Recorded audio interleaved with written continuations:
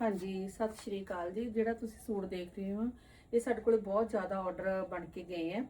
ये बनवाया हैगा नेवी ब्लू कलर के उपर बनया होया। नेवी ब्लू कलर के उपर भी बहुत प्यारा सूट लग रहा, तुसीं देख सकते हो।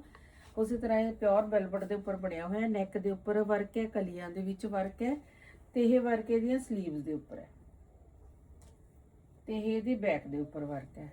तुसीं इहनूं किसी भी कलर कंट्रास्ट दे विच रेडी करवा सकते हो। ठीक है जी। ये नाल ये बॉटम है। पहला असी ने जफीरा सिल्क की बॉटम लगवाई सी, पर कस्टमर की डिमांड ते हुण असी ने ये वाली बॉटम प्योर की ही बॉटम लगवाई है। तो ये नाल ये दुपट्टा है।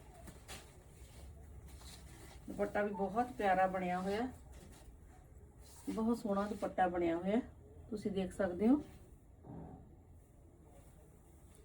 इस सूट नूं तुसीं किसी भी कलर कंट्रास्ट से रेडी करवा सकते हो। रेडी करवाउण लई तुसीं मेरा WhatsApp नंबर ते DM करके तुसीं उत्थे अपना ऑर्डर प्लेस कर सकते हो। Thank you.